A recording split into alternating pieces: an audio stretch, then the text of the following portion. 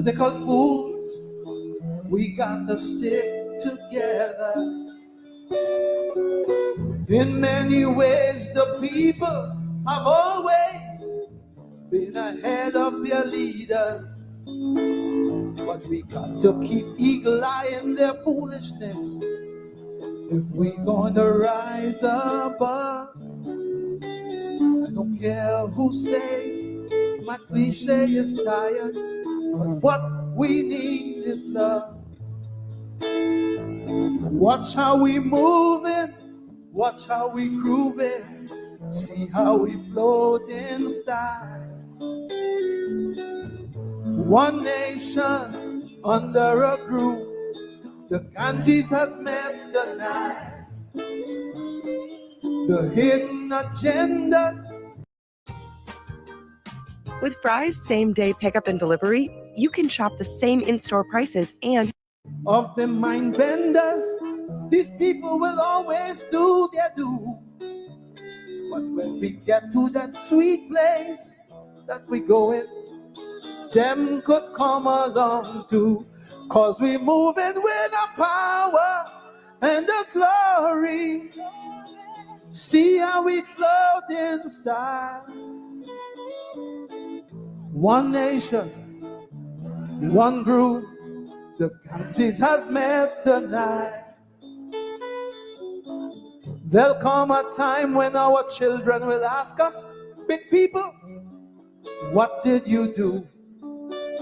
And when we let the lyric fly, pray not to lie, the choice is up to you. Tell me why so many rivers of this world found their way into this land. The sweet answer lies in the very question. I hope you understand. Watch me. And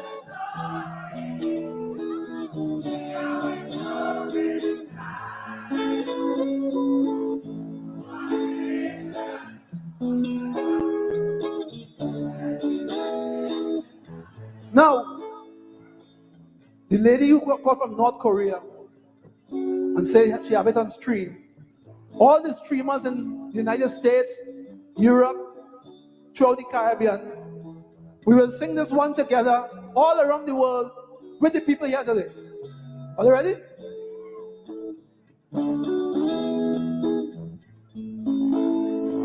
See how we moving.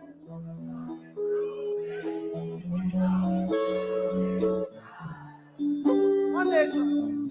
One nation.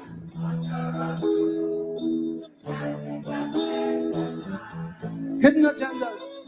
The hidden agenda of the mind benders. They will always do their due. But when we get to that sweet place, Trinidad and Tobago, even them could come along too. Cause we move with the power and the glory. See how we go inside. One nation, one group. The Ganges has met the Nile. The Ganges has met the Nile. The Ganges has met the Nile. Oh, that's too sweet.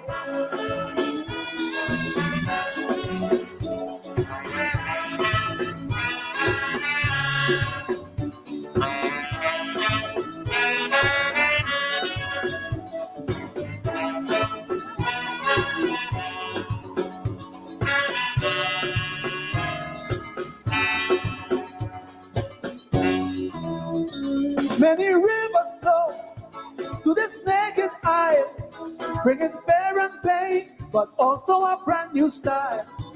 And of all these rivers that shape this land, two mighty ones move like a sculptor's hand.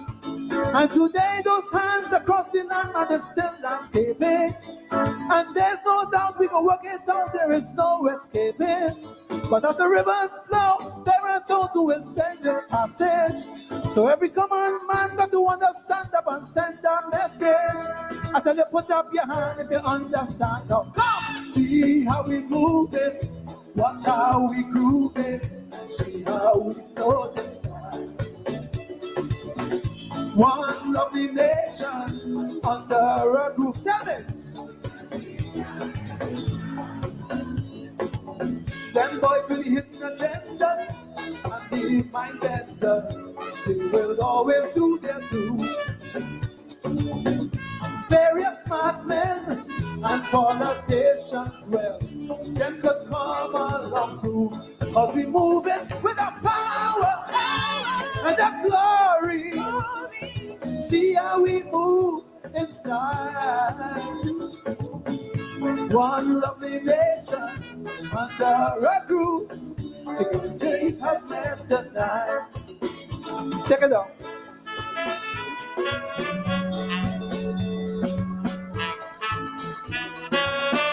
I'm always kind of fascinated. Every political party in this country just play that tune election time. But the funny thing is, they never play the second verse. So just because they never hear the second verse, I'm going to sing the second verse for them. Differences, there will always be, so that you could be you and I could be me. But that's the damn thing, self, that makes this country sweet. Partner, bring your drum. Let me start a beat. Don't mind them politicky politician.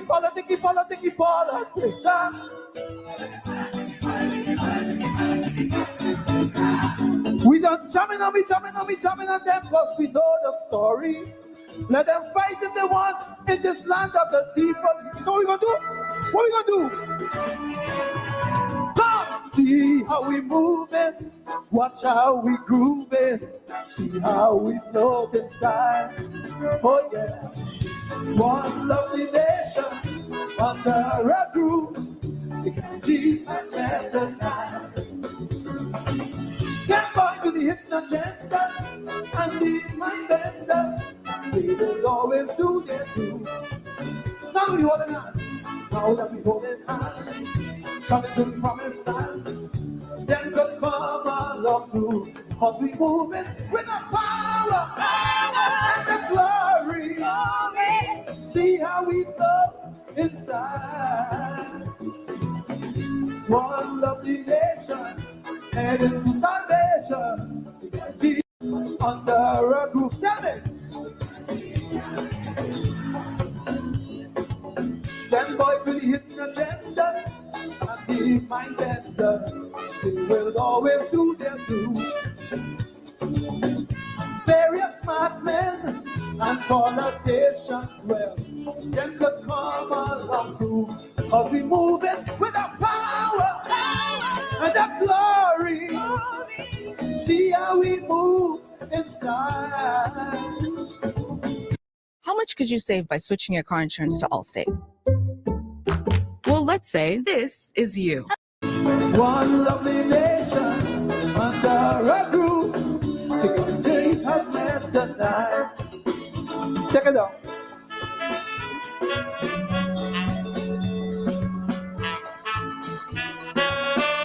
I'm always kind of fascinated.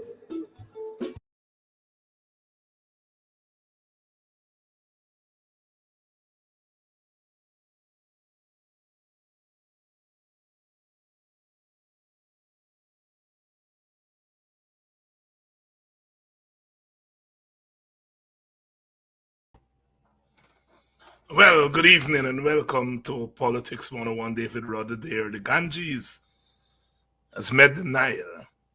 The Ganges has met the Nile. A commentary on the multi-ethnic nature of Trinidad and Tobago, Guyana, Suriname, and interrogating race and racism, ethnicity in our country.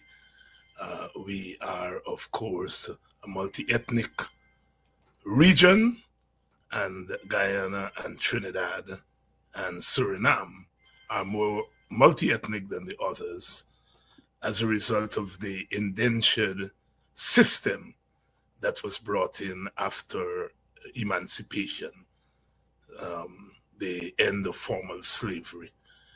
And as reparations to the plantation owners, they sought cheap labor from Portugal, in particular Madeira, which is an island of Portugal or owned by Portugal, part of Portugal, and Chinese, from the Chinese mainland, of course, and of course India, coming to the Caribbean, meeting the Africans and Europeans and our indentured people who were here before. That is why Guyana says the land of six races. The land of six races. Not very accurate. Not really accurate. We are not a land of six races. We are a land of six ethnicities. Henry Jeffreys here, we had some difficulty with him, but I think he's here. I'm seeing him. A land of six ethnicities.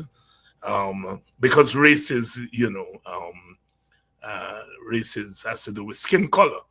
And, we have the black race, the white race, the brown race, the yellow race, the red race, what we call the color code.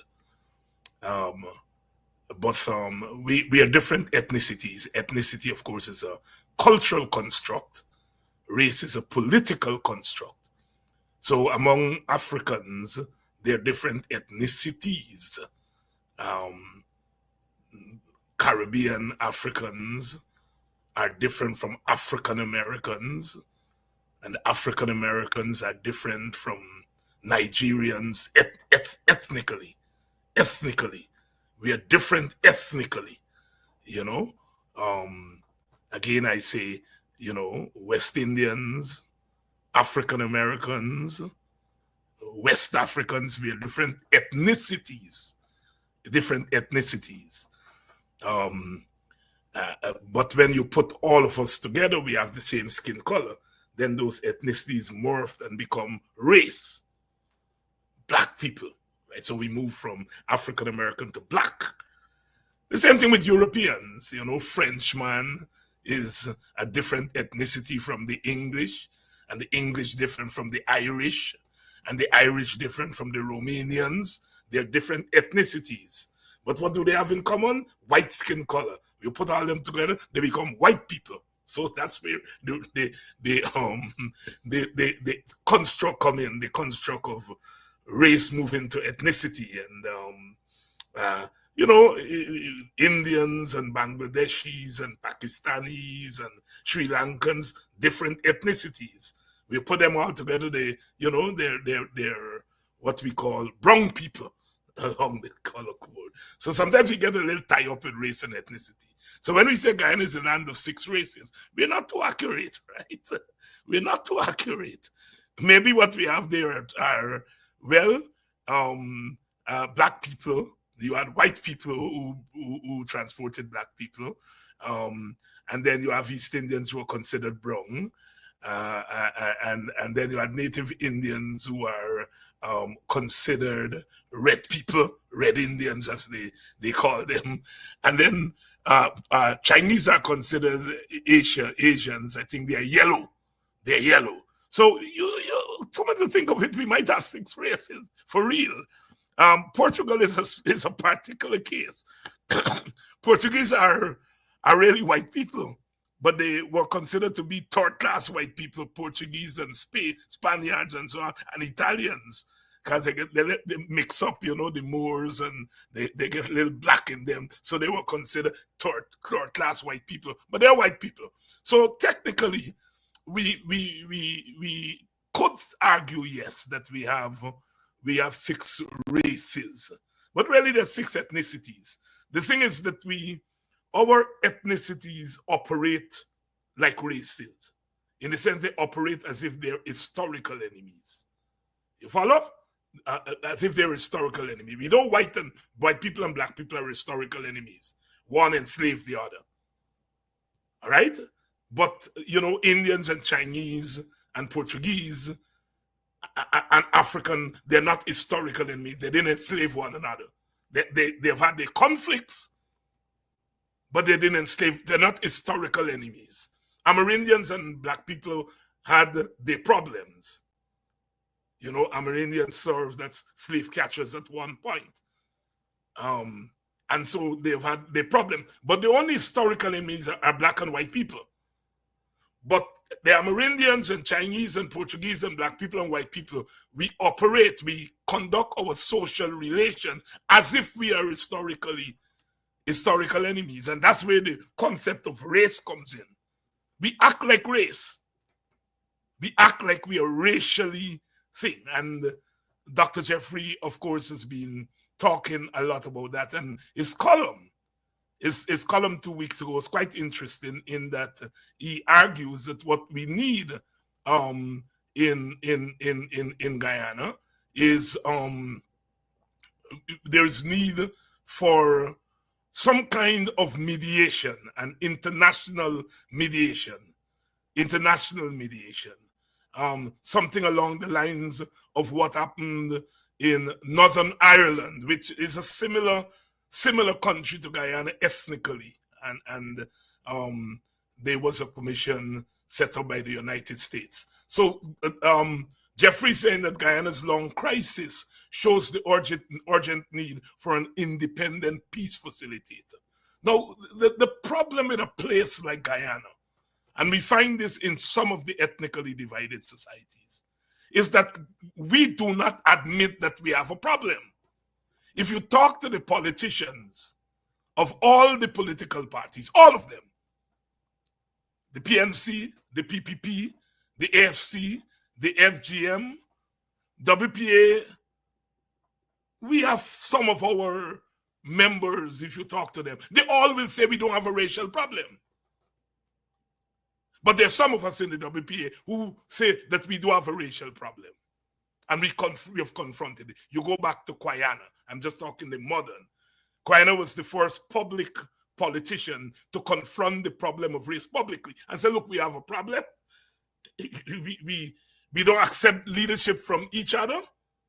And so what we need to do is to share the leadership of the country. 1961, he came up with the concept of joint premiership, which is long before Lepart and some of the European scholars began to talk about consociation, which we call power sharing or shared governance. Quayana sensed in 61. And he said, look, let us have a joint premiership between Mr. Burnham and Mr. Jagan. And if we don't do that, we are likely to end up in bloodshed. And so perhaps rather than risk bloodshed, the last resort should be part of the country. People latched on the partition and not the joint premiership, because both Jagan and Burnham didn't admit that the problem was as acute as Quayana admitted. Now, my own sense is I think, and Jeffrey's going to help us here, I think both Jagan and Burnham recognized that it was an acute problem, but they didn't think that it was politically astute to raise it publicly and to try to solve it. They felt that, if we try to bring the people together, but one was trying to bring them together as PPP, and the other was trying to bring them together as PNC. And Quayana is saying, but they don't want to come together under one party. They want their own party. And what we do is create a system where the two parties could govern together. And we came later on in the 2000s, where another generation of political activists and scholars, people like Aubrey Norton, Vincent Alexander, myself, we raised the question again and say, isn't it time for us to try to find a system that will accommodate our division? And again, the question we were asked, how this thing will work? The thing wouldn't work And I remember Quayana writing something and saying he has made his proposal 30 years before. He's now allowing young people to carry it forward. But he said, if he wrote a piece called Common Sense about power sharing. And he said, if you don't work something, you don't know how it works. And some of us began to do the research.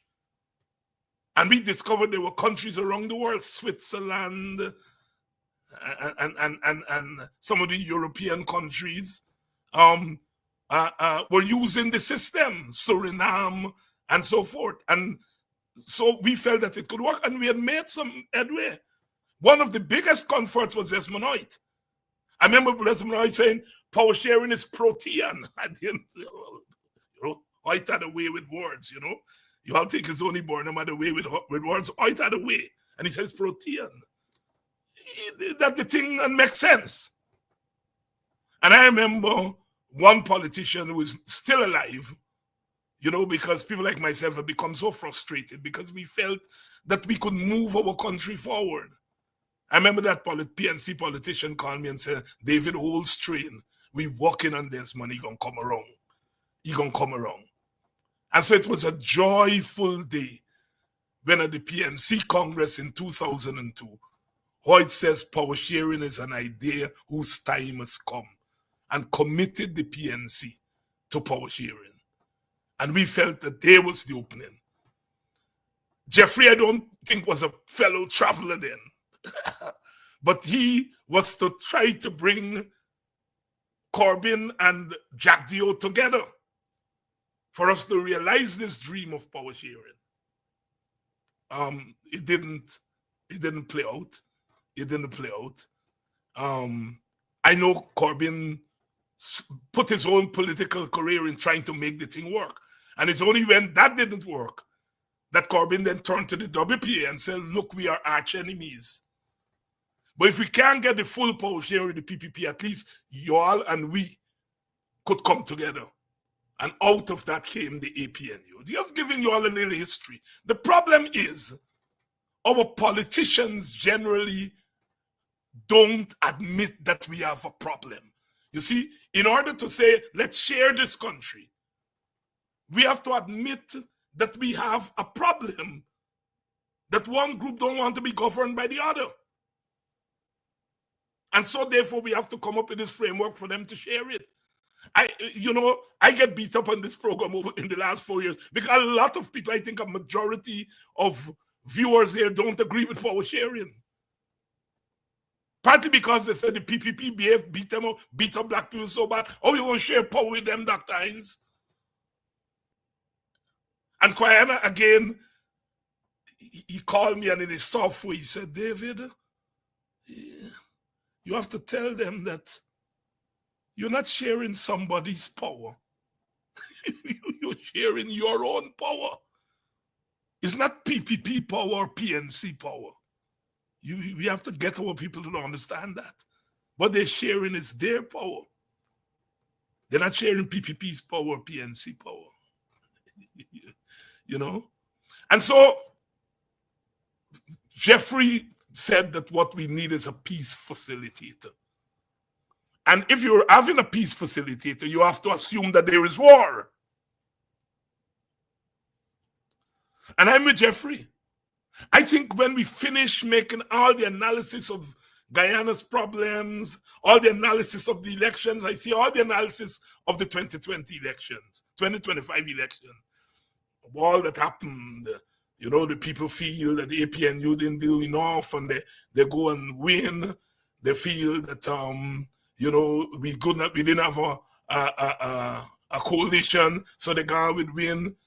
They didn't feel that we were militant enough, so they go away with win, and so on. And people give you all these reasons for the result.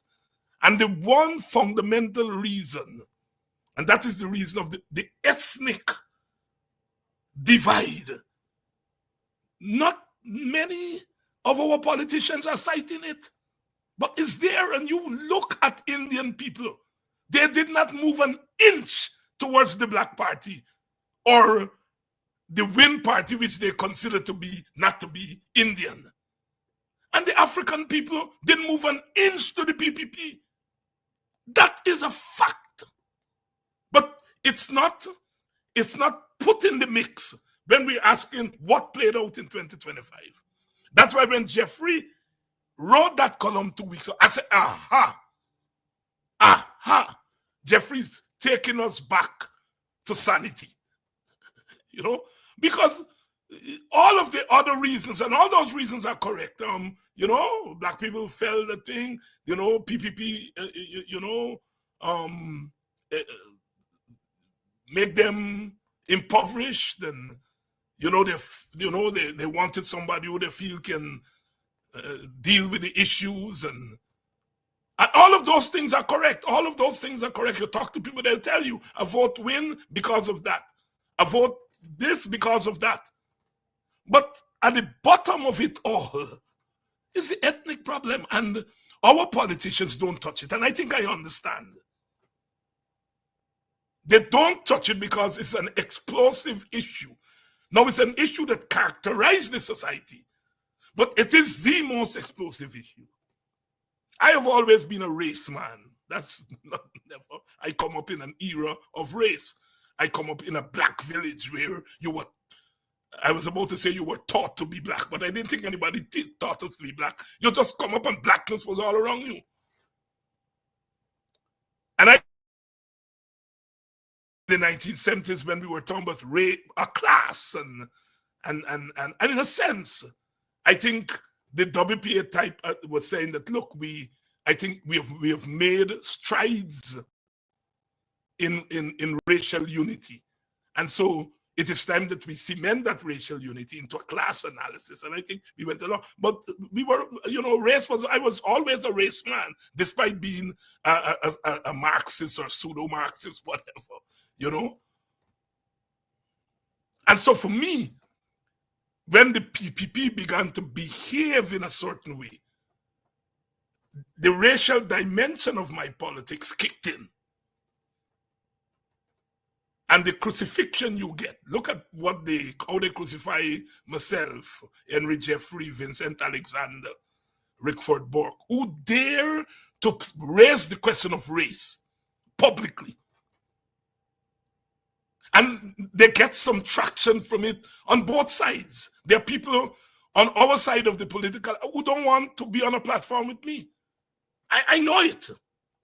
They find ways to think because they feel that I am toxic and it's not me, because they will have a drink with me, right? They feel race is toxic.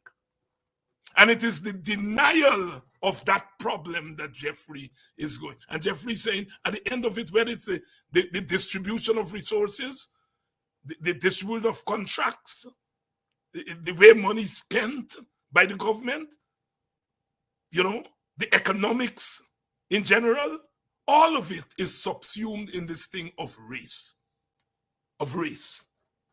And that's what Jeffrey sought to deal with 2 weeks ago. And I think he has brought us back to sanity.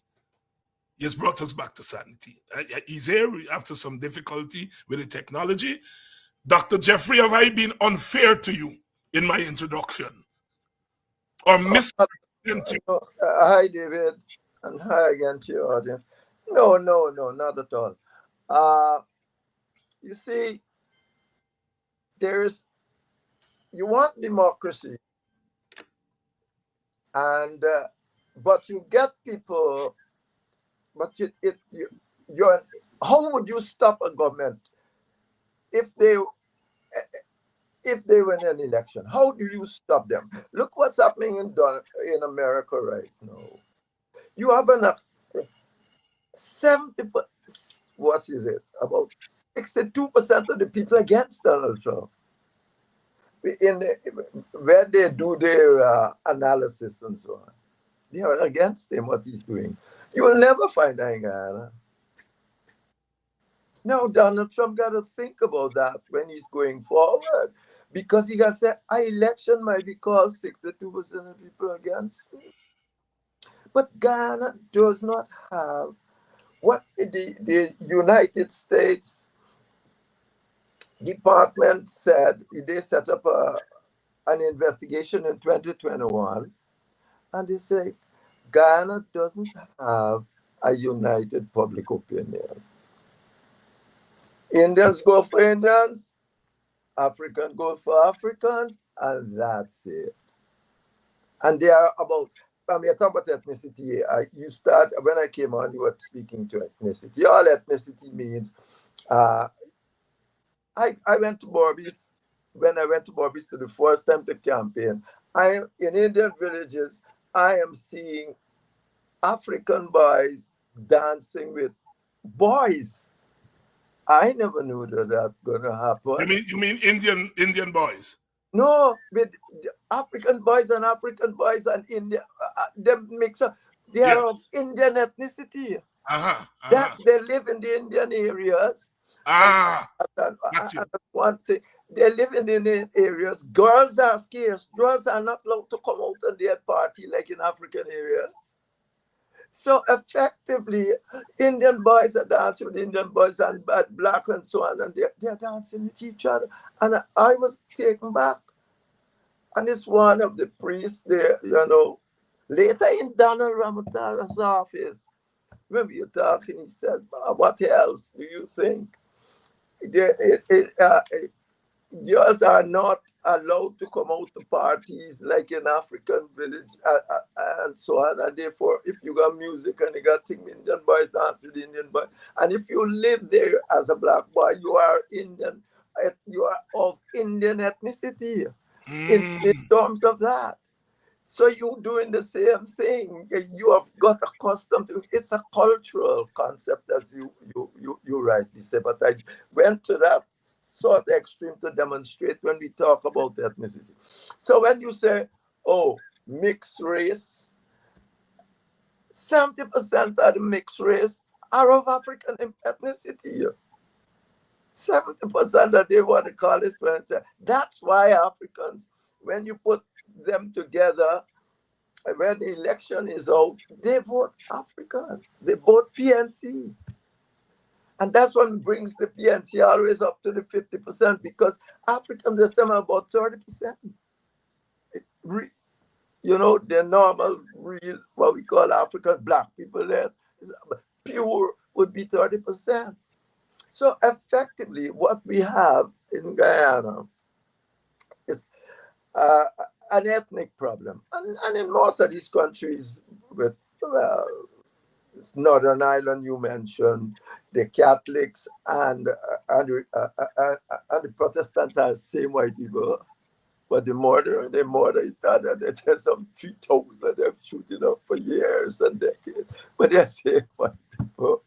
One is Catholic of Catholic ethnicity, the other one is Protestant. They have some basic things they want united Ireland, the Catholics want, and then the Protestants want Ireland to be still part of the United Kingdom and all that, but they are based essentially on ethnicity. The question for you is, if you don't want to talk ethnic, how are you going to hold the government accountable?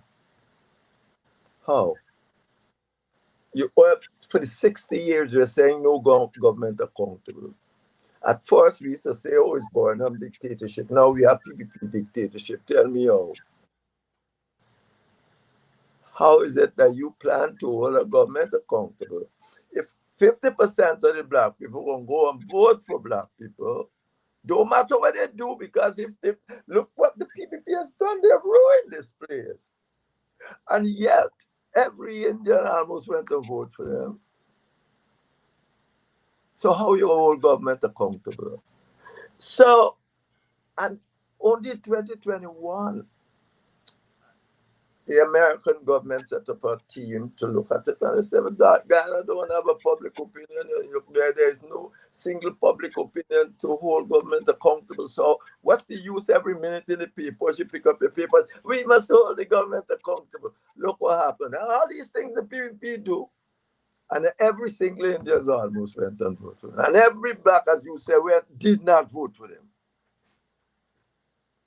So we want to hold this government accountable. Somebody got to tell me that.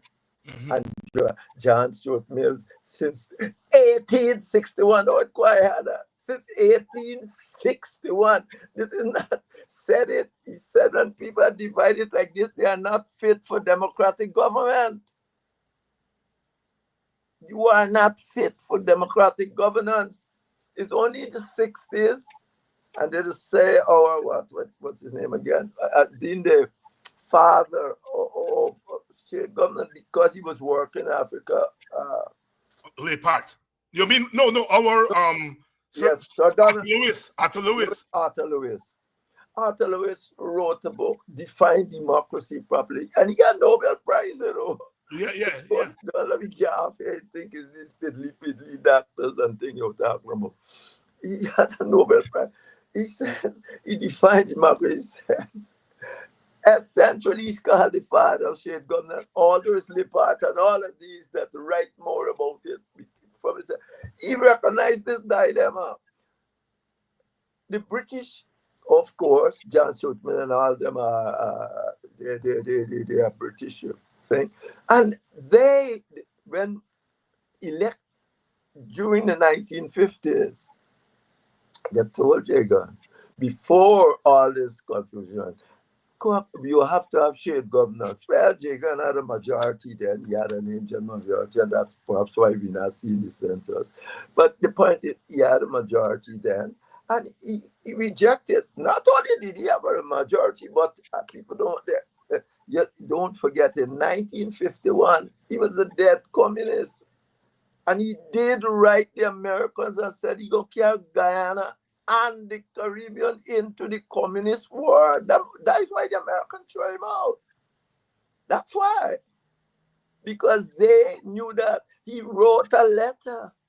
You can't walk from it. If you have communist, you won't have a problem. I got friends that are communists. They say, yes, if he had succeeded, you'd be better off. I said, but if you want to live in a gulag, that's fine. But I don't. So, Jeffrey, but how is he meshing is ethnicity and it's ethnic politics and it's communist politics? Because communist theory and ideology say race is false consciousness. Yeah. But and so Jagan is saying, taking you to the communist world in 51. He writes in 52 in Forbidden Freedom that Indians are second-class citizens in Forbidden Freedom. So is he straddling both things? What is he doing? But he had to. You see, talk to us. He had to. First of all, remember, communist theory is that the proletariat should rule, will come to power. I mean, essentially, and the proletariat was an urban, more or less, urban group of people. But the Africans were the urban group in Ghana. Linden is the working class. A rural group. Yes. So, but he found himself this dilemma after thing. And he said, all right, he asked the British Communist Party to find somebody for him. And they found Burnham. They found Burnham for him. And so they found Burnham. Quarrel start from that day. Because when they're writing to Burnham to say he's coming back, they tell him he's going to be chairman of the party and has other confusion. And when he come back now, and he took chairman to be the leader.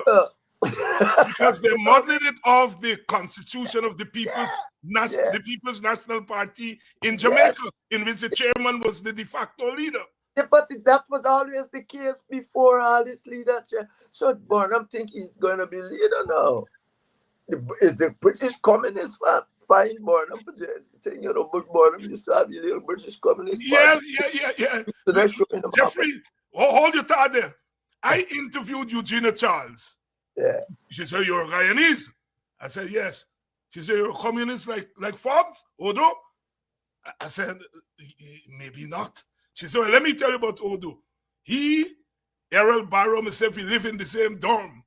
Yeah. And every Sunday afternoon, the man from the British Communist Party would come. And he come to me. I said, no, me, I'm not a communist. He said, I don't know about Barrow, but Odo would talk with the man. So I wasn't surprised when Odu started wearing a mouth suit as a communist. And I said, Odu, why are you wearing this fancy clothes? Aren't you supposed to be the proletariat? And she said, "You want me to say that in public?" So indeed, the Communist Party are the ones that founded Burnham and recruited him to come back here. I think we have lost Jeffrey for a minute there. His video. Hope he comes back on. There might be a blackout or something based on what I'm seeing on the screen here. But yes, Eugenia Charles told me that story. And so the thing is that Jagan was a communist, but he's also making an ethnic argument in Forbidden Freedom, saying that Indians are second-class citizens. And so the question of ethnicity as a problem, race as a problem in Guyana, goes right back. And it's present here today. But Jagan, Burnham, come right through to these ones today. All of them sought to downplay the problem. And the problem has persisted to this day. And I'm arguing we can solve all the other problems in Guyana. If we do not solve the problem of the racial divide, the ethnic divide, we are not going to move our country. And that is what Jeffrey is saying, that we want an international peace facilitator. Because there's a racial Cold War that's going on in Guyana. It exploded in the 60s, and it became a hot war. And every now and again it will flare up, especially around election time. It become hot. And we say, well, race only comes about at election time. No, race gets hot at election time. But it's there in between the elections. And our leaders cannot confront the racial problem. They look at it, they say, we have a class problem, the rich versus the poor, they're correct. We have a problem of country versus tongue, they're correct. We have a gender problem of women being oppressed, they're correct. But very few of us come out and say, above and beyond that, we have a racial problem. Women and men never went to war and killed one another over politics. Gender is an issue. We have a gender issue in Guyana, gender disparity. But men and women never went to war as man and woman, a man party versus a woman party, and they went to war and killed one. That didn't happen. We didn't have the working class and the upper class going to war and killing one another, but we had Indians and Africans going to war and killing each other. And as a society, we keep ignoring that.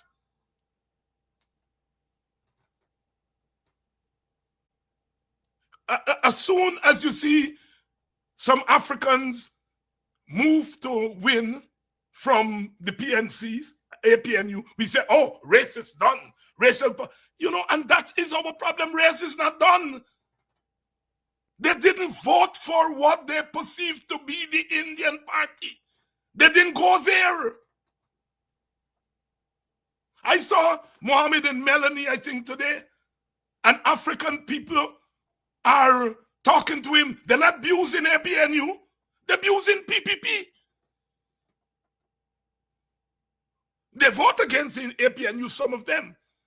But when they're talking to Mohammed, they're not condemning APNU, they're condemning PPP. And that is the race that is coming out there. No Sabi, not PPP. And it's not for want of trying. The PPP try to buy them, try to do all kinds of things.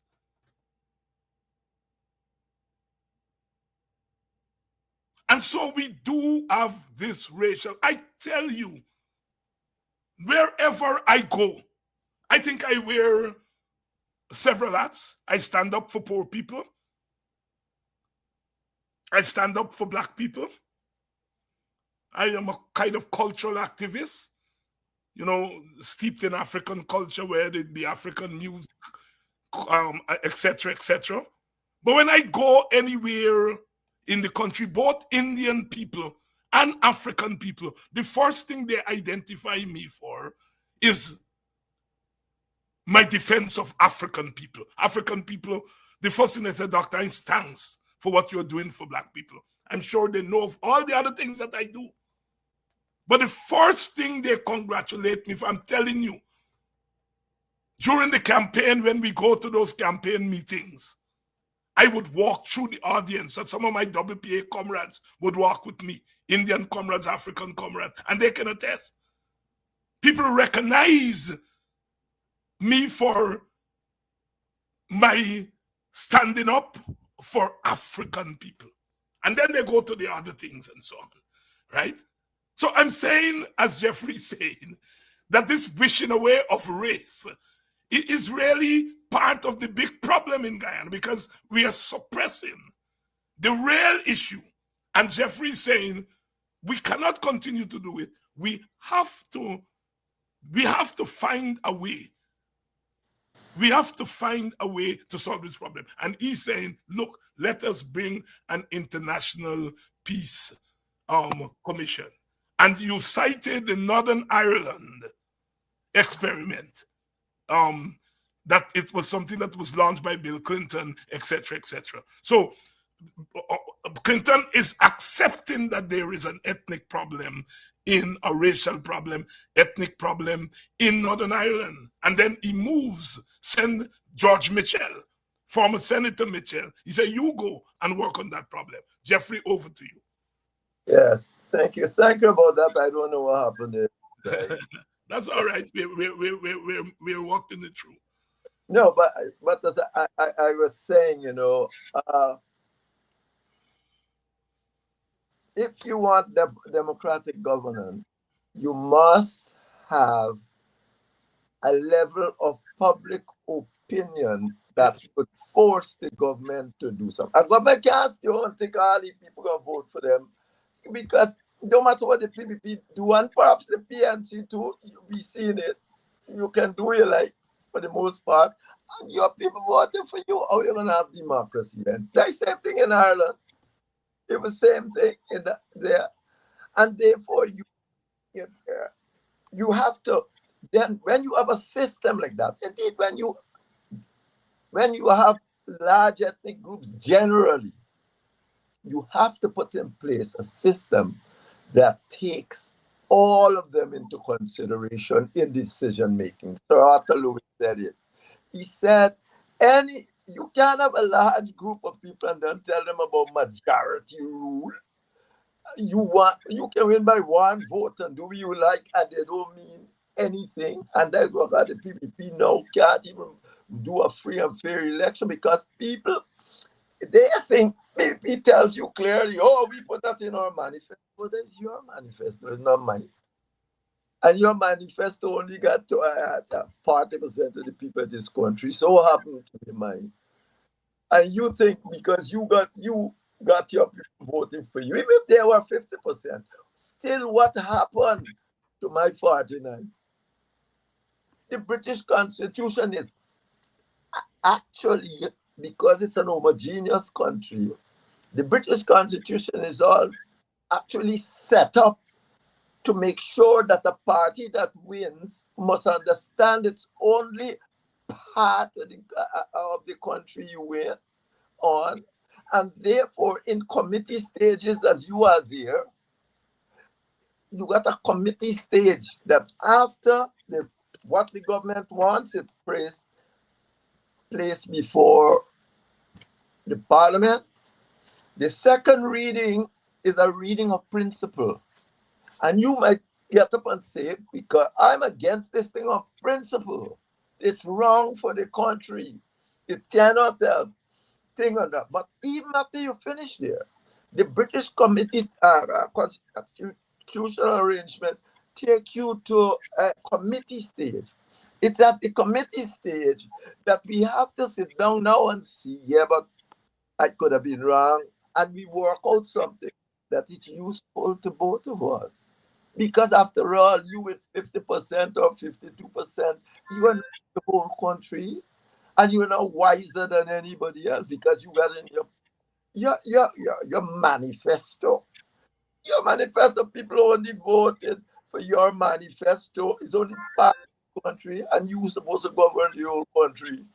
So we sit down at committee stage, and you sit there and you have to make concessions. I maybe pass more in social services, serious social service legislation than anybody in that period and so on. And Jay Gano always used to say, no bill over 6 pages long must just be passed like that. You got to sit down with other people and talk and discuss it. And every bill, from the trade union recognition bill that I passed, all of these bills, I am telling you, I went to committee stage, we sit down, the PNC puts it we want so and we quarrel and oh, it can't be done. And I can't remember on one of those bills, there were 7 of them, I can't remember ever having to say not listening to people or not taking their views and put it in, because they're not against Guyana. They're not against Guyana. They might have a different perspective of a particular issue, but if it's not something that is totally destructive to my concept or to the ministry's concept of what should be a labor bill or something, it's all right if that's what you think and so on.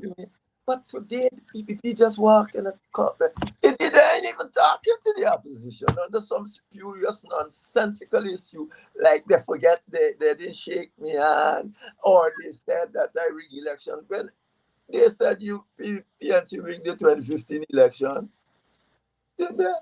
Did any PNC grader say it against you? But no, they're not a reason that they talk to, because they don't want to talk to. They want to behave like a dictatorial government, and they did. And by the end of the day, not Jeffrey.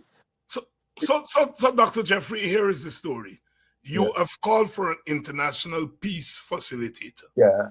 There are two aspects to that. First, one, that we need to facilitate. We need to mediate this problem. That's the first thing. The second thing, you call for an international facilitator. Why not a national facilitator? Oh, no. Everybody in this place is biased one way or another. Don't worry about this thing. Don't worry. And nobody, the minute you open your mouth, they're going to say you're biased. Yeah, it doesn't matter. I think I'm not biased. But if people, the minute you open your mouth, you're going to say, oh, you're the thing. Yeah, you're biased. The truth of the matter is not only an international facilitator, but you need one like John Shell. That was secretary. You need a big wig like that in the thing to come and say, here, this thing been going on for nearly 3/4 of a second. Y'all gotta sit down now and try to get something going, because you ain't got anything going to great. And that is why you need an international mediator of serious credentials, not just any old mediator coming but of serious credentials.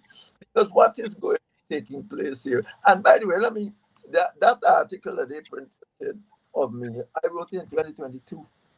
Mm-hmm.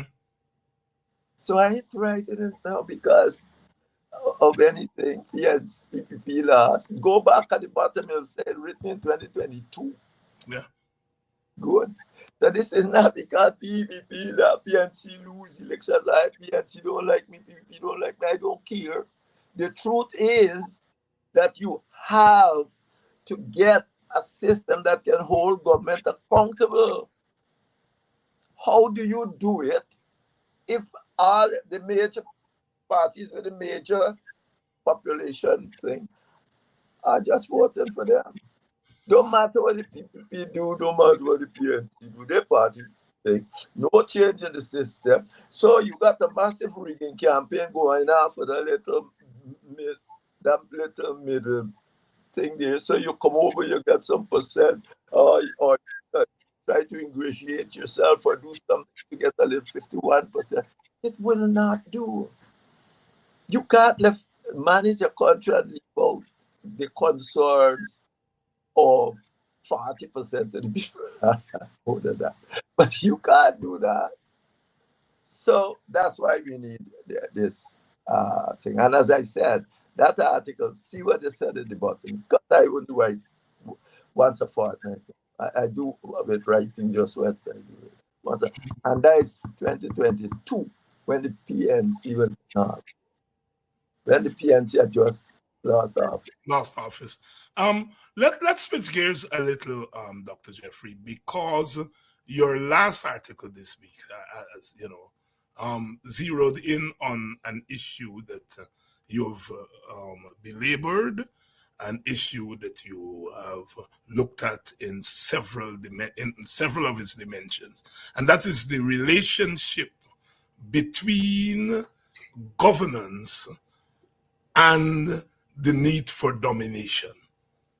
And that you're arguing that the quality or lack of quality of democratic governance in Guyana is a direct result of the need for domination, whether it's political domination, ethnic domination, or whether it's political domination that got ethnic consequences, or how much you frame it. You have been saying that at some point in the early 2000s or mid 2000s, the first decade of the 21st century, that the PPP made a conscious decision. Oh, yeah. Oh, Talk. yes. No. There's no doubt about that. The PPP, they made a conscious decision that since they're not going to have shared governance, what they will need, and they accept, is like Israel, they accept that they're going to get black votes easily. They determine that here, if we empower black people, they will be forced to, we can then go and bribe them to vote for us. And that is the party. When you sit down all day telling them, oh, we want what? A universal income. That is inimical to the interest of us. A universal basic income. You can give it to everybody here. And you got to give them at a certain point of time, then you can't easily go to black, you can't easily destroy the black people ethnic, their economic base as they have done. They have done it in all throughout the trade unions that black control. No collective bargaining. They want you 5% when the inflation rate. That's Janet Jackson used to say. The increase should have been inflation rate and growth in the economy. That should be the basis for this course. But they have done that. They destroyed the Linden Pension Fund. They have done every single thing. So when you say, no, you want cash grant, they want to wake up in the morning and cash grant and say, be a good boy. I think our fan said something like that. Yes, if you behave yourself. When you behave yourself. What behave yourself mean? When you vote for the PP, you get cash grant. Now they've made you poor enough that Mohammed threw some money at you and something. And in my view, they give him the money to throw at you. So they effectively publish you, but still black people don't vote for them. That's right. It shows. So effectively, it's because they want to dominate the political scene that you find yourself in this problem.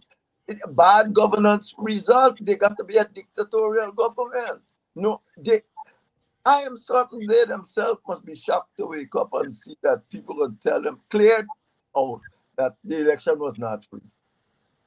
And nobody else coming on, no, certainly not in the West coming on their side.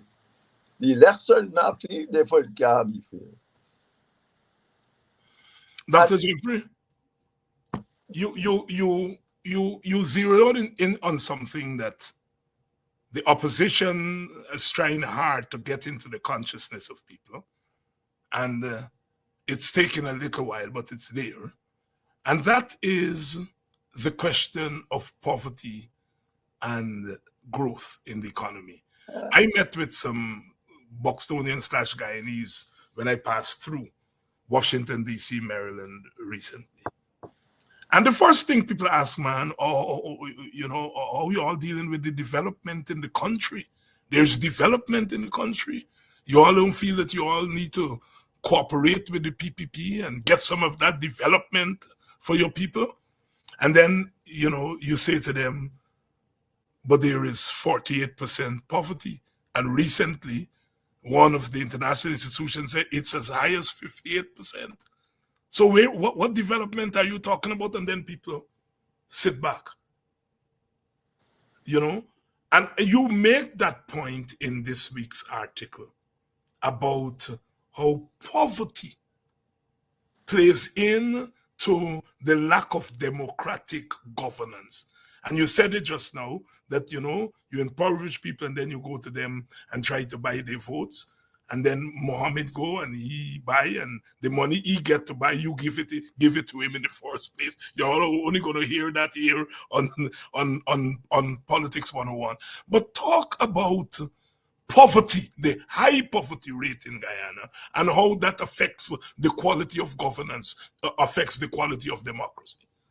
But I told you, you only have that high quality poverty rate. You got so much money because you are causing the poverty deliberately to keep yourself in power. It's you. That's why you can't go to the people and tell them you. Even like Suriname, the small amount they give, but everywhere they're giving you money regularly. You can put your bottom dollar on it, and you can save it. You can develop with it. Not in Guyana, the PPP wake up one morning and say, we can give them some cash back to the thing if they behave themselves. And then you ain't behave yourself, or they don't behave yourself, then they don't give you anything. Long ago, even if not at a given level, but you could have introduced a cash grant. You should have long done an analysis, say what kind of poverty exists and how to deal with it, and put it in the public domain long term, but they can't, because poverty, to keep you poor, is a motive. It's an important motive for them, because if you get poor, they're running after pennies and cents, and they give you all sorts of petty contracts, and you think you're a big one in the villages because you got a little bit more money than the other people, when they're doing these things on purpose. And the result is that you cannot have a proper poverty program, because then you got to deal with everybody. You have to sit in law. It's not you wake up in the morning. God said every month, every day, every year, every 10 years, X will come to it, and you can plan a little bit for what you got. But they can't do it, because all the time, since about 2000, the PPP had one strategy: impoverish black people, so to force them to vote for it, because there's no other way. And even that way now didn't work. So, they and Mohammed, we go back and see how this whole thing play out. We got to wait. So effectively, that is what has occurred. And everybody knows now the transparency said they capture the state and doing what they like with it. What that means? They have captured the state. It's not the European Union just come. The VDM said, maybe the best index says they are now elected autocracy, like Maduro. So they sit down and talk about Maduro, and they drive us right into that. What? I think, you mentioned ethnicity and race, and you ask a question right in front of how Chadigan plan to square race and ethnicity. Well, Chadigan did not believe that race is the major problem. Chadigan believed in the economic class. It was a class, man. So he's saying, but after the Americans start supporting Burnham, he hasn't got nothing else to keep the Indians with than to point to Burnham, Africans, and all that, and what end up into a whole bunch of race. You see, you have to, but his notion was, when he comes to power, it's going to be a classist group. And he's going to get rid of that racist. You're going to dissipate. But that is what they don't understand.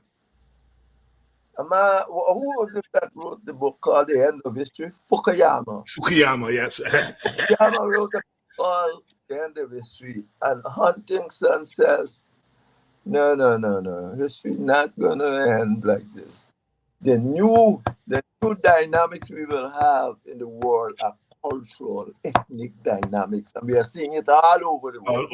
All over the world.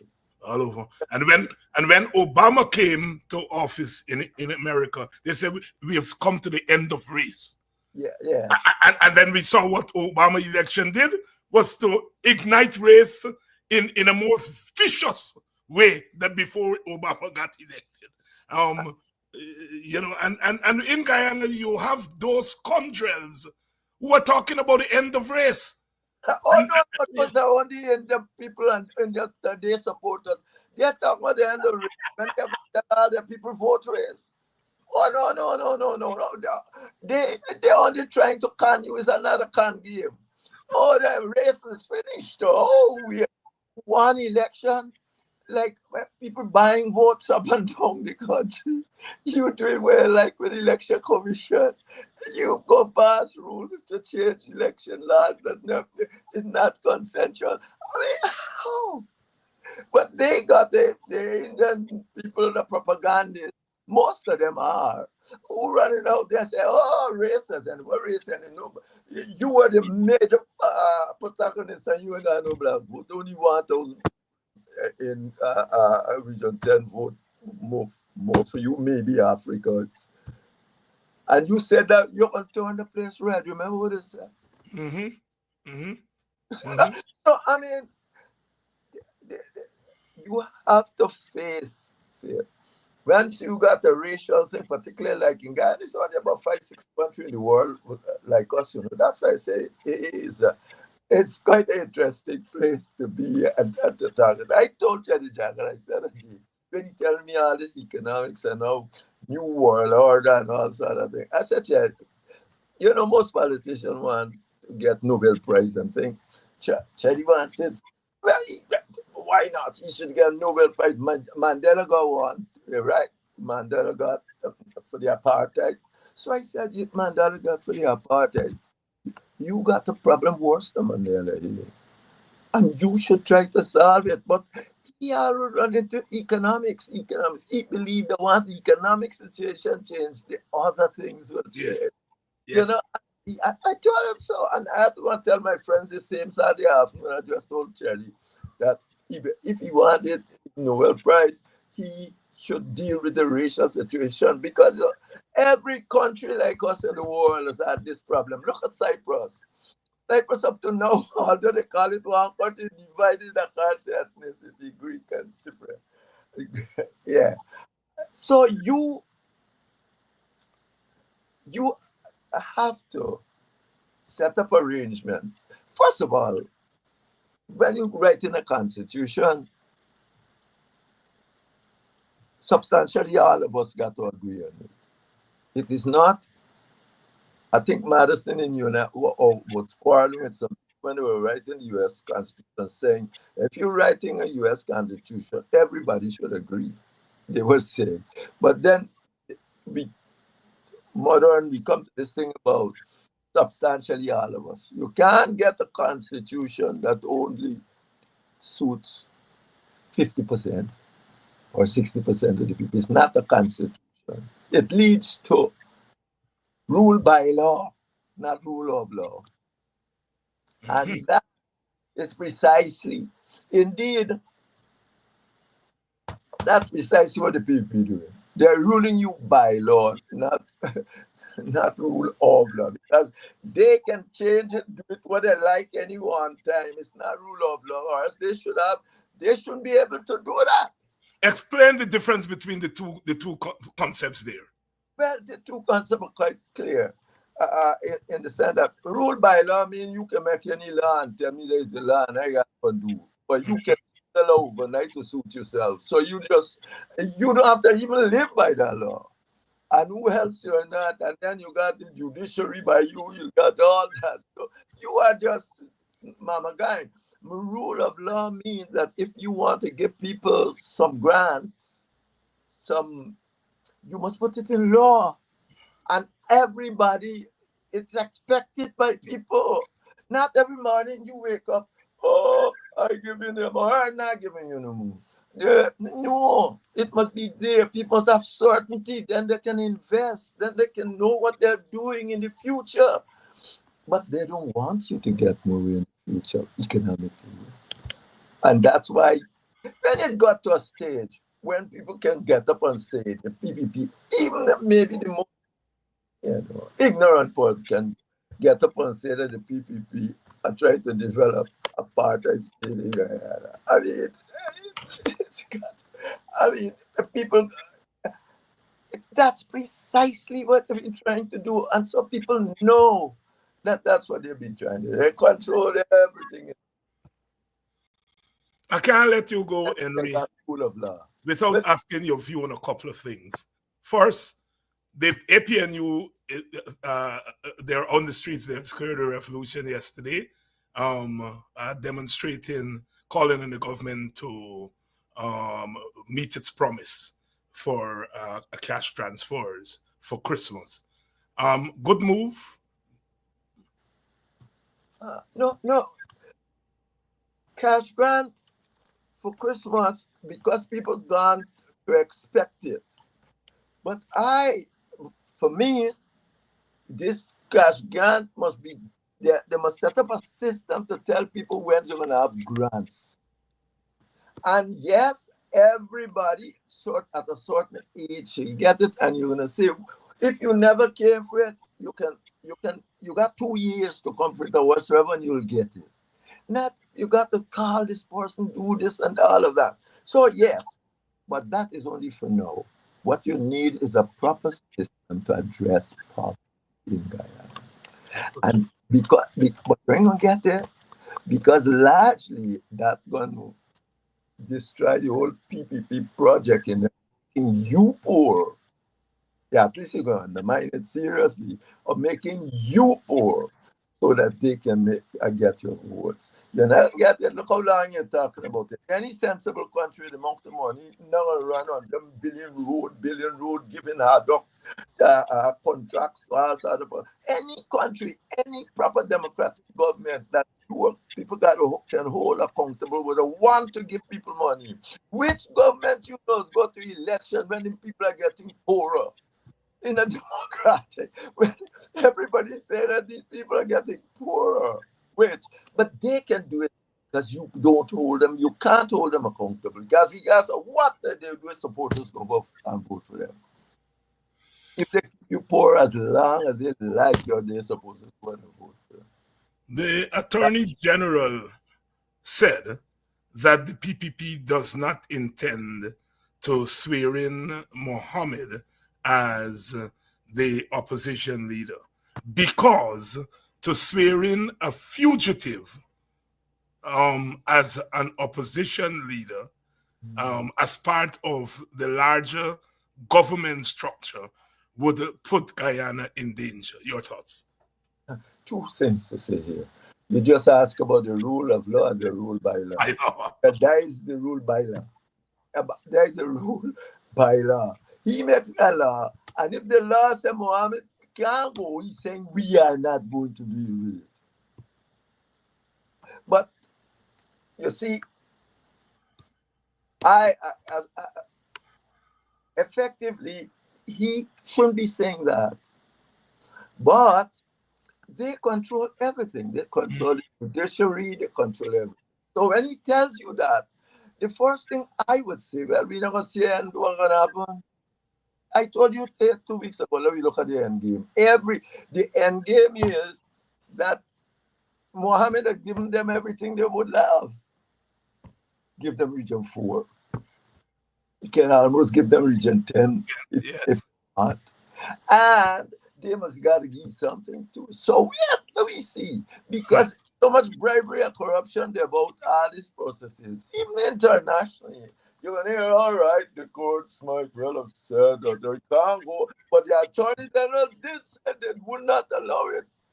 But the court said it, so what can the attorney general do? But what turned out there? Once again, they win. Once again, they win. Because although the attorney general say he should go, where you want the attorney general if the court says so? Yeah, the rule. Dr. Henry Jeffrey here tonight.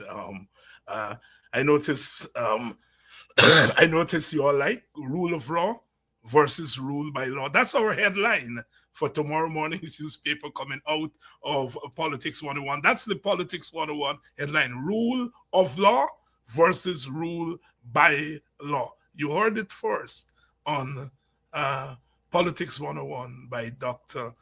Henry Jeffrey. Dr. Jeffrey, thank you very much for coming through. And I think your exhortation that let's wait and see how this whole thing gonna play out. Yeah, last night I said, let me watch the ride. We're on the same page, you know, on this thing. We shall see. Thank you very much, my brother. Thank you very much, your audience. Dr. Henry Jeffrey here tonight. And I say over and over on this program that we do our propaganda. You know, you all know that I'm a partisan person. I belong to a political party. My party belongs to a coalition, the APNU, a partnership. And so you're going to get some partisanship. You're going to get. But I did not develop politically on partisan propaganda. That I get to where I am today because although I was partisan, I was exposed to an analysis that went beyond the party. And it's only fair that now that I have a sort of a voice, that I do the same thing.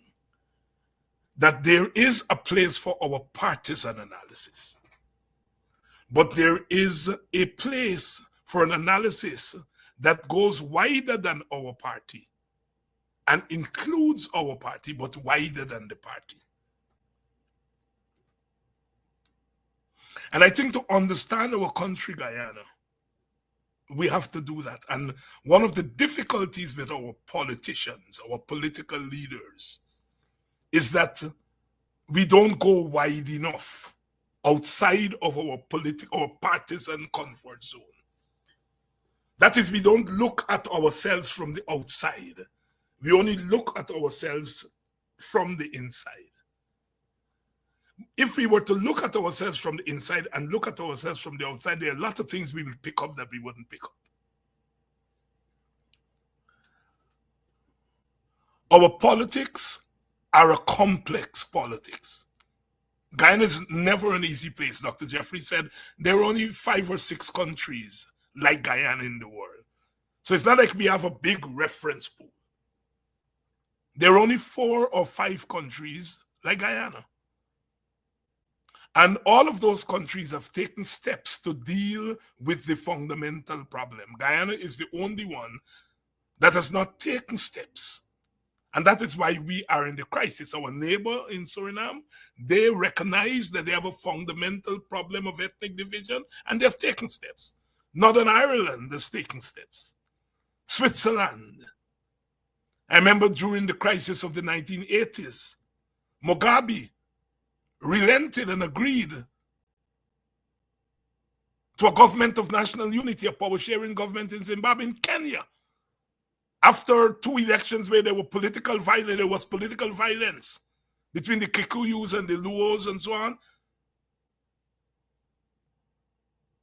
The 2 major leaders, Kenyatta and Odinga, agreed to a power-sharing government.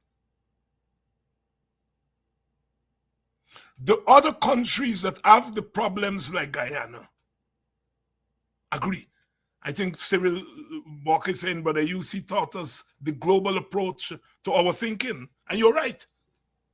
coming up under the Quianers of the world, you could be partisan, but they wouldn't allow you to believe the world can only be seen through one lens. Wouldn't allow you. And that is what I try to do on this program. Sometimes people think that I've lost my marbles, I'm not partisan enough. I am partisan. But I'm not imprisoned by our partisan, and I don't think we should be imprisoned by our partisanship. One-dimensional politics is dangerous. Very dangerous. Because when that dimension doesn't yield the result, you are left hanging. Again, action is a teacher. Some people are saying, APNU, I didn't vote for you because when you were in power, you did nothing. One dimension, as Terence Campbell would argue, calls them dimension. Another set say we didn't vote for you because you all didn't come together as a coalition. Second. Another one said we didn't vote for you all because you all didn't oppose the PPP rigorously. Third. Another said we didn't vote for you all because Norton was not presidential enough. Fourth.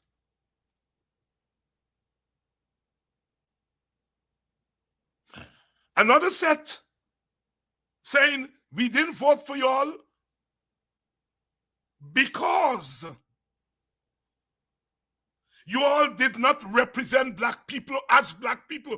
That is the voice that is not as loud as the others because race is a ticklish thing. So they're not sure, but that's a very important dimension.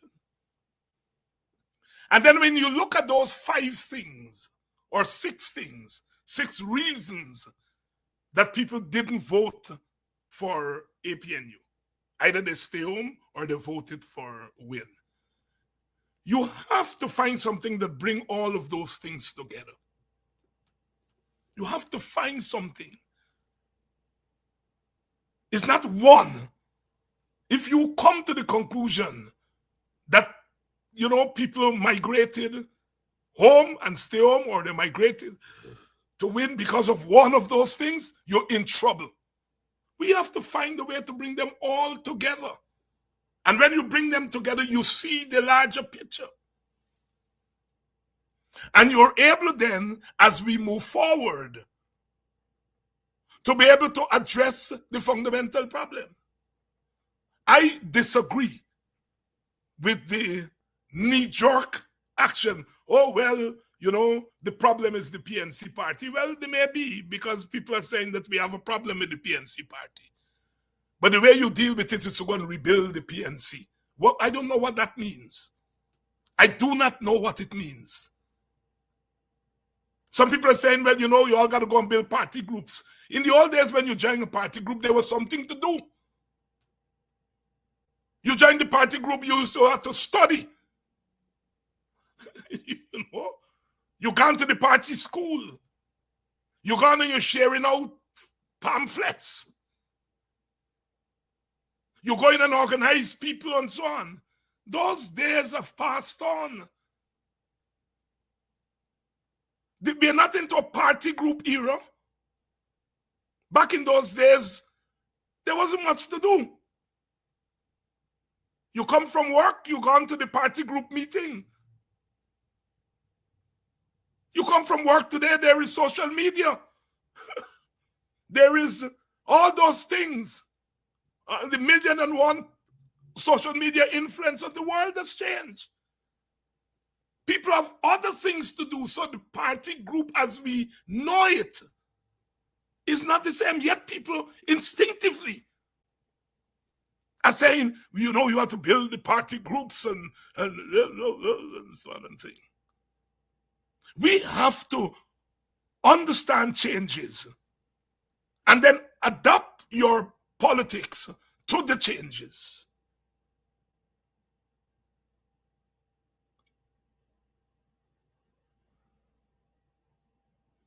What we have to do is that we have to look after our people. That's the great lesson here.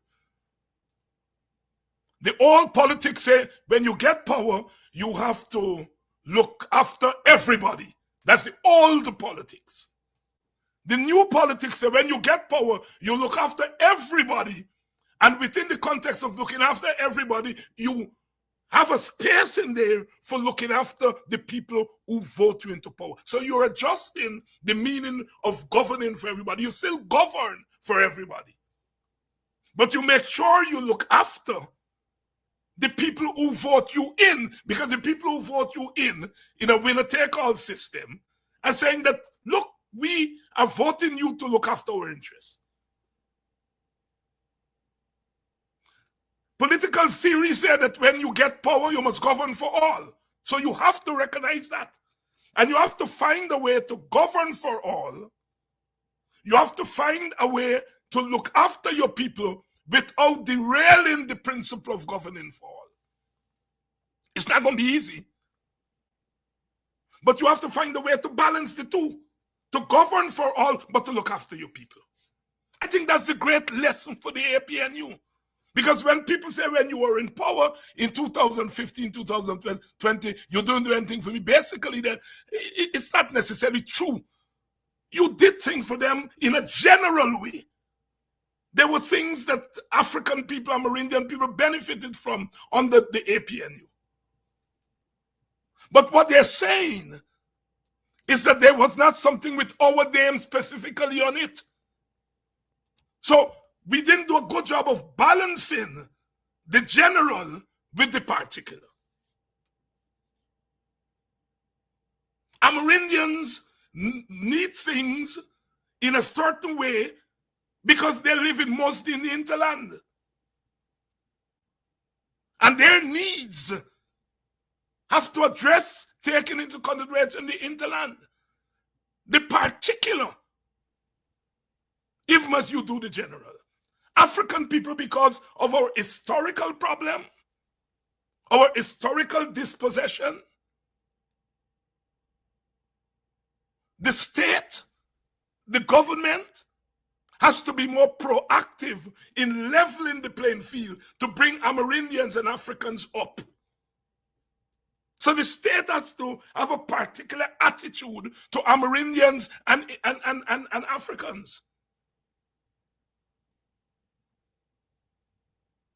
East Indians, because of their historical entry into Guyana, they came with some agency. Their religion was intact, their identity intact to some extent. So even as they were oppressed, they were not dispossessed of identity and culture. It was easier for Indians and Portuguese and Chinese brothers to get into the private sector. There were laws that prevented Africans and Amerindians from getting into the private sector. They raised real estate when black people start buying land. All of a sudden, the price of land start go up. Our Indian and Portuguese and Chinese brothers did not have the same kind of barriers. So it was easy for them to get into the private sector, the commercial sector. And so there is a particular way in which you deal with Indian problematic. When you go to an Indian village, they're not talking to you about public service wages. They're talking about rice and sugar. They're talking about commerce. When you go to African community, you're talking about commerce, but you're talking about how to get into the commercial space. Indians are not talking about how to get into the commercial space. They're talking about how to expand what they have in the commercial space. Yet we persist with the nonsense of believing we can only govern with one tide lifts all. We have to govern both. And that is my message. That is the message of my party. We have to govern both. We have to study our society, recognize the disparities in the society, recognize there is wealth, but there is disparity in wealth. There is poverty, but the poverty manifests itself differently.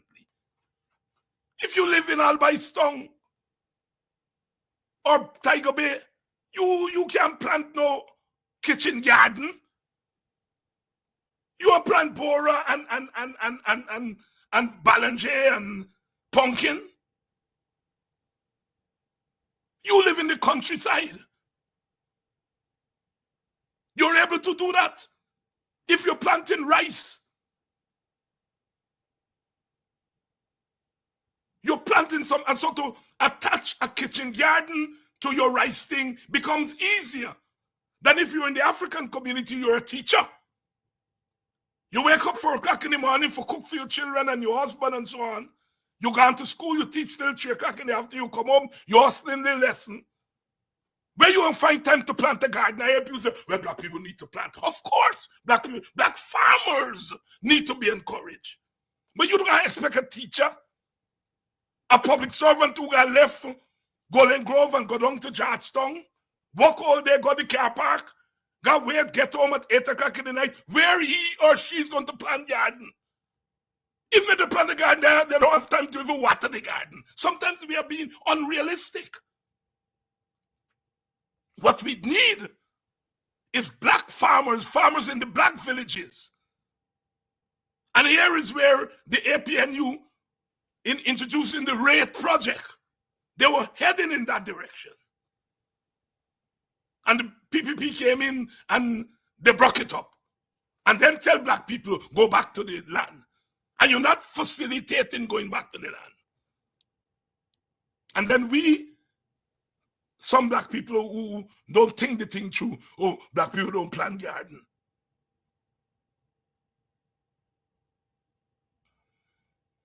When I was a child going into school, we had school gardens. And I remember we as little boy, because we had school garden, the gardening thing was in our head. So when you go home, every one of us, at least the boys, some of the girls too, but at least the boys, all of us had a little kitchen garden in the yard at home. Because at school, we were taught the value, not just at a theoretical level, at a practical level of what gardening is. So you had the school garden, and then you go home and you get your little garden with your 3-4 beds at home.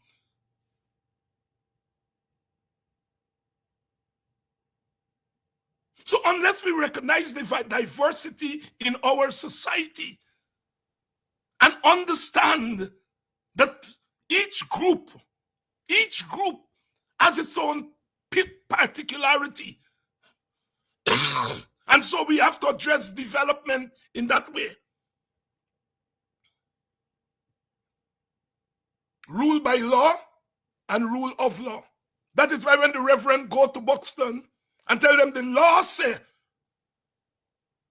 that you can't compensate people who are on government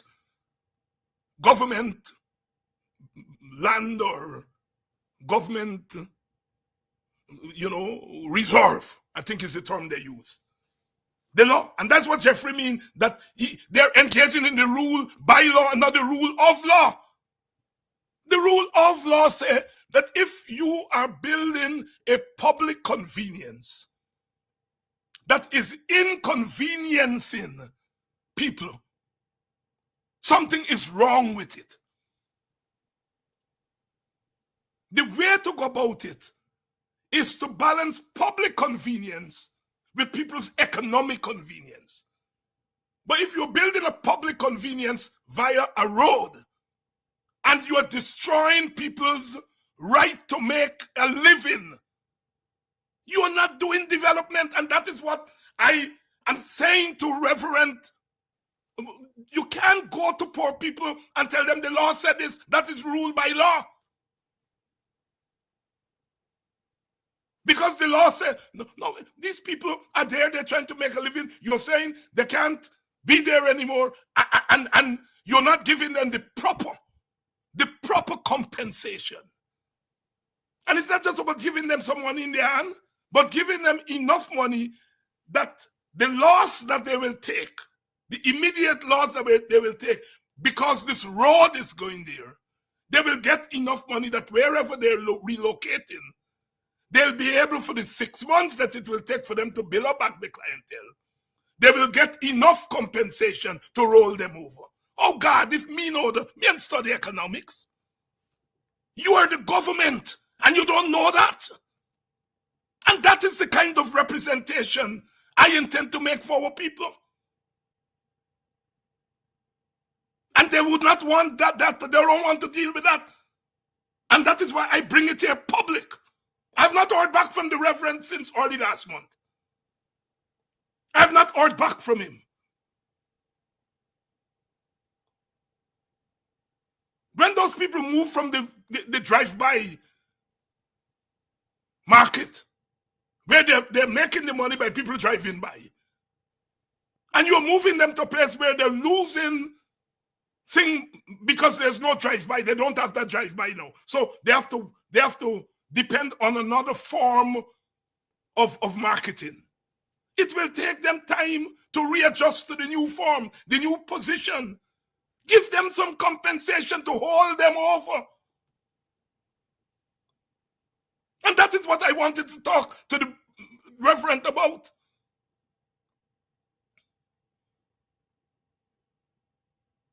The market is a long-term project.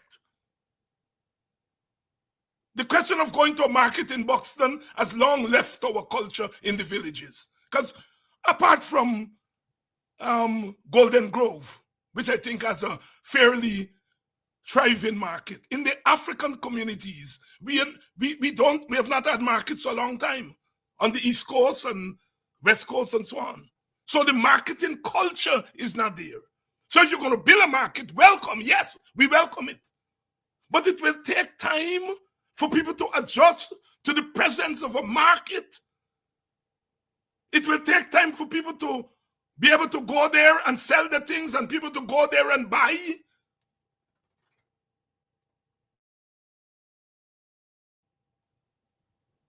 So a market is a long-term, medium to long-term. While the market is being kicked in, people have to live. And it is government who has to ensure that that happens. People are not begging. They're not begging. It is the government who has to think it through. And I am adopting an attitude that I am prepared to work with community leaders and government leaders to ensure that people are not taken advantage of and that people get their just reward.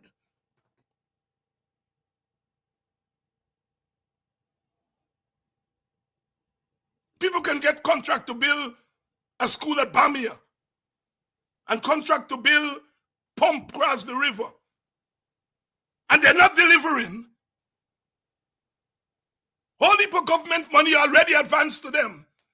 And when you come to give a couple $100,000 to ordinary people so that they can continue to make a meager living, you're telling them what law. Why the hell you don't go and tell the contractors at Bamia about law? All that Manichan is saying, oh, we will not tolerate this and so on, but you're not going in and tell them about the law. But you're going and tell somebody who's selling at the road corner about what the law says. You can't compensate them because they're on a government reserve. Heartless, heartless. And I'm saying this here publicly. I said to Reverend, look, I don't want us to conflict. I know when it's time for conflict. There's time for conflict and there is time to work together. Because our people can't eat conflict.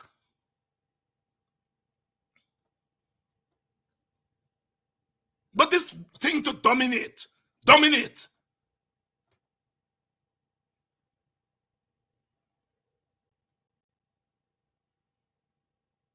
Our government has to be forced. And this is where the confrontation will come. Because I intend to confront the ministers.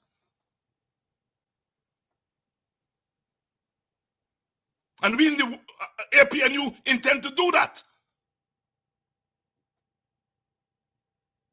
Confront them so that they can do right by our people.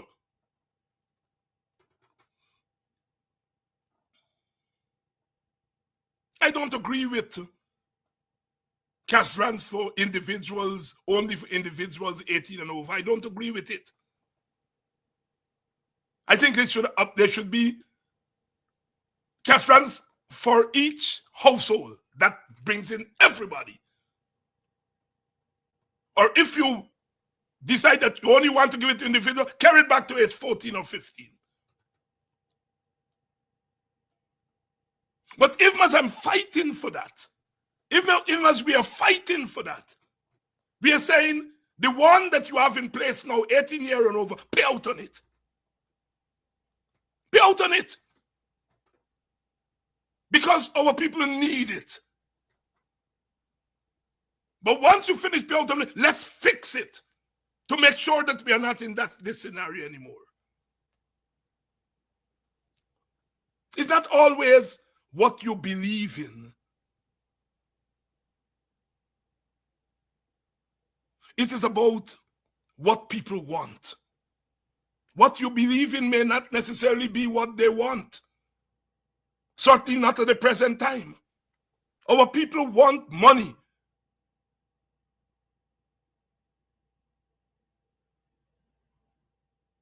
And so, sisters and brothers, let us fight for this new culture. And you all have to give us the support. Be critical of us. Always.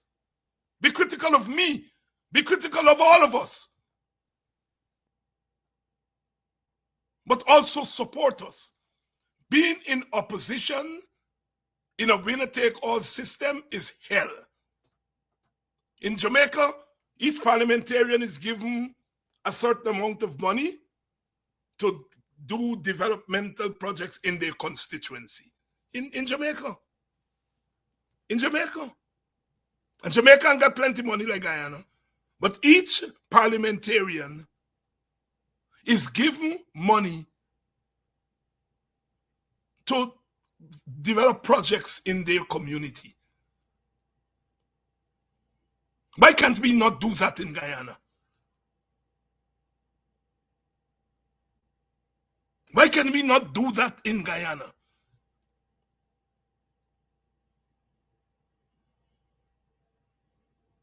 So that people have different entry points to government through the parliamentarian, through central government, through the NDC council.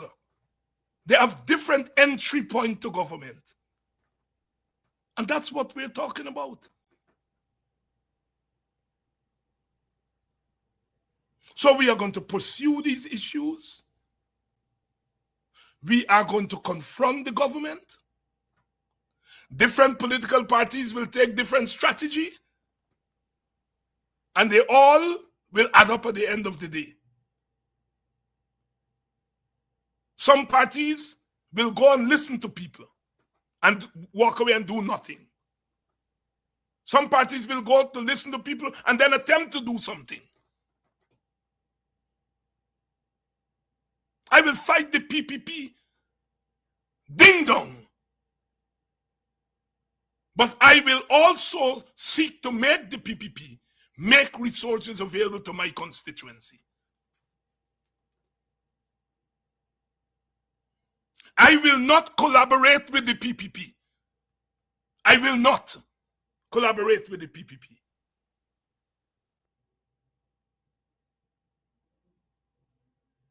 But I will lobby the PPP to give our people what belongs to them.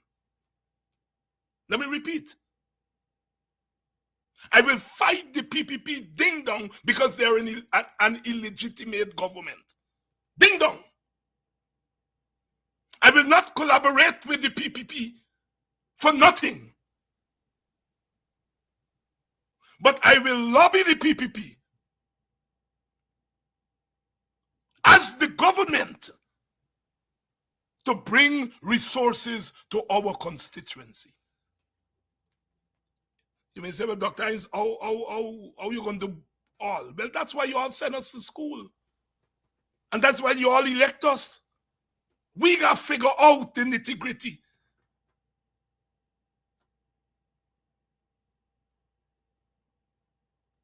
We got to figure the nitty-gritty out. That's why you all send us to school, and that's why you all elect us. To take complex things and to break them down in a way that we can bring relief to our people. We are moving on. It's not going to be business as usual. It's not going to be rule by law. It will be the rule of law. Thank you, Henry Jeffrey. That's the Politics 101 headline. I'll see you all tomorrow when we come back for another edition of Politics 101. Love you all. Love you all.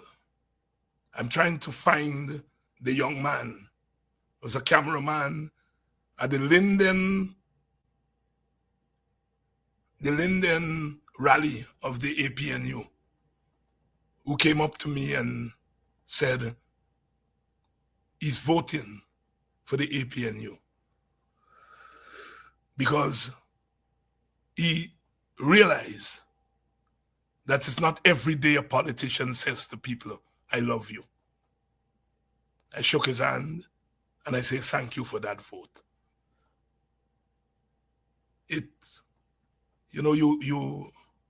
You move away from those instances and you engage in introspection to know that you have added one more vote and maybe others. But you know that at least one vote from that Linden rally is coming our way because one of us had the courage to say, I love you. I love you all. Always. Always. Always.